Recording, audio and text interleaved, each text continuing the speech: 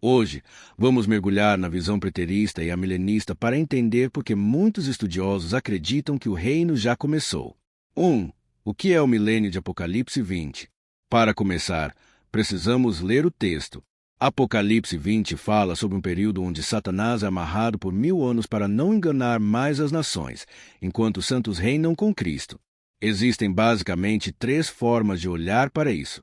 Pré-milenismo. Jesus volta antes dos 1000 anos, visão literal e futura. Pós-milenismo.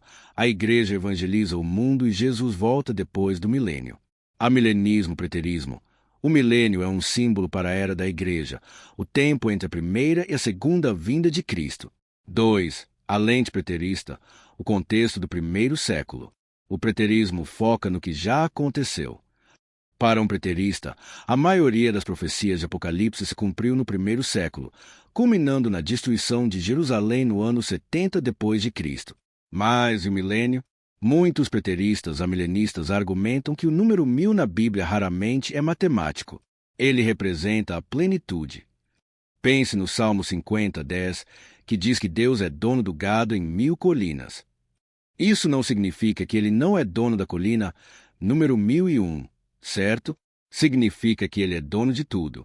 Portanto, o milênio seria o tempo completo de Deus para o reinado espiritual de Cristo através da sua igreja. 3. Satanás está amarrado. Aqui é onde muita gente trava. Se estamos no milênio e Satanás está preso, por que o mundo está essa bagunça? A interpretação preterista explica isso com base nas palavras do próprio Jesus. Em Mateus 12:29, Jesus diz que, para saquear a casa do valente, é preciso primeiro amarrá-lo. O significado de amarrar não significa que o mal deixou de existir, mas que Satanás foi restringido em sua capacidade de enganar as nações. Antes de Cristo, quase todos os povos estavam nas trevas, exceto Israel. Depois de Cristo, o Evangelho explodiu. Hoje, o reino de Deus está em todas as línguas, tribos e nações. A amarra é específica. Ele não pode mais impedir a expansão do Evangelho. Com certeza, vamos dar muito mais profundidade a essa sessão, trazendo o peso teológico que o tema exige e conectando os pontos entre o céu e a terra. Aqui está a expansão detalhada para o tópico 4. 4. O trono e o reinado agora, a realidade da geopolítica celestial. Aqui chegamos ao coração da interpretação preterista e amilenista. Muita gente espera que o reino de Cristo comece com uma cerimônia de posse em um palácio de pedra em Jerusalém, com exércitos e fronteiras geográficas. Mas o preterismo nos desafia a olhar para o que aconteceu na ascensão. O Salmo 110, o mais citado no Novo Testamento, diz: "Assenta-te à minha direita, até que eu ponha os teus inimigos por estrado dos teus pés." Para o preterista, isso não é uma promessa para o futuro distante, é um fato consumado. Quando Jesus subiu aos céus, ele não foi para uma sala de espera.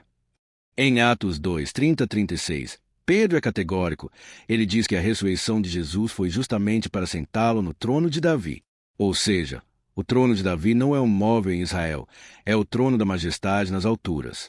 Cristo já é o Pantocrator, o governante de tudo. Onde estão os tronos de Apocalipse 20? João diz que viu tronos. Na visão preterista, esses tronos não estão na terra, mas na dimensão celestial. Efésios 2:6 derruba o argumento de que o reinado é só no futuro. Paulo afirma que Deus nos ressuscitou juntamente com ele e nos fez assentar nos lugares celestiais, em Cristo Jesus. Isso significa que existe uma corregência. A igreja não está apenas sobrevivendo ao mundo. Espiritualmente, ela está reinando com Cristo sobre o pecado, sobre a morte e sobre as trevas. Um reino que não é deste mundo, mas está neste mundo.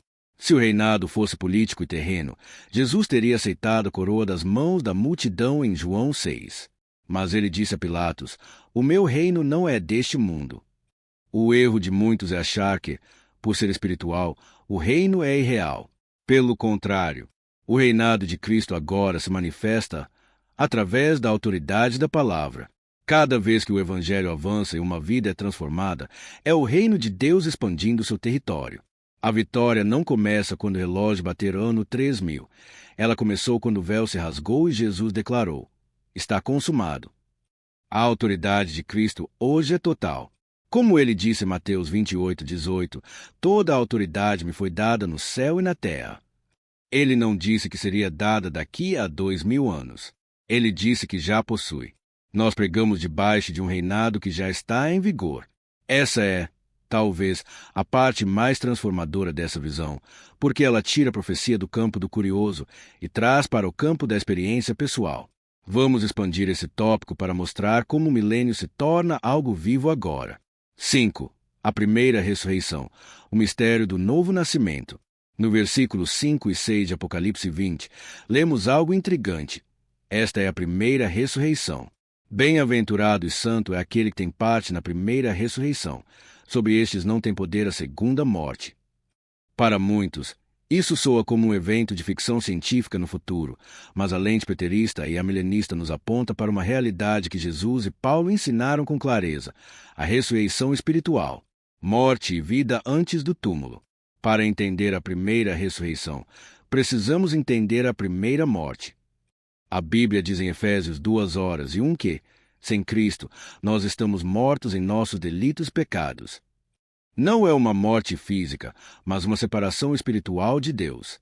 Portanto, se a morte é espiritual, a ressurreição também precisa ser. Quando Jesus diz a Nicodemos que é necessário nascer de novo, João 3, ele está falando da primeira ressurreição. Em João 5:24-25, Jesus é ainda mais direto.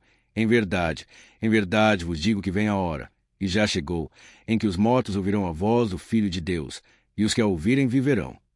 Percebeu o detalhe? Jesus disse que essa hora já chegou. A primeira ressurreição é o momento em que o Espírito Santo sopra a vida em um coração endurecido. É a passagem da morte para a vida. O milênio começa no batismo do Espírito. Se você participa da primeira ressurreição, o novo nascimento, você automaticamente se torna um cidadão desse milênio. A lógica é simples. Se o milênio é o período em que os santos reinam com Cristo e você já foi ressuscitado espiritualmente e assentado nos lugares celestiais, como vimos no tópico anterior, então você já está exercendo seu papel nesse reino. Isso muda tudo.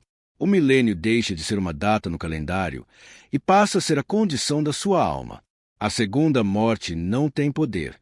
O texto diz que a segunda morte não tem poder sobre quem participou da primeira ressurreição. Por quê? Porque quem nasce duas vezes só morre uma, mas quem nasce apenas uma vez, morre duas. Em resumo, a segunda ressurreição será a física, no último dia, quando nossos corpos serão transformados. Mas a primeira é a que garante seu trono agora. Se você crê em Cristo, você não está esperando o milênio chegar para ser um vencedor.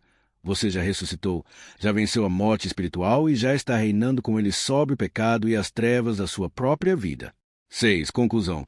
Por que isso importa? Se você acredita que o milênio é apenas algo futuro, você corre o risco de viver esperando o ônibus passar, sendo passivo. Mas se o milênio já começou, então, Cristo é rei agora. Ele tem toda a autoridade hoje. A igreja tem uma missão: expandir esse reino que já está em operação. A vitória é certa. O inimigo já foi derrotado juridicamente na cruz. Não esquece de curtir o vídeo e se inscrever no canal.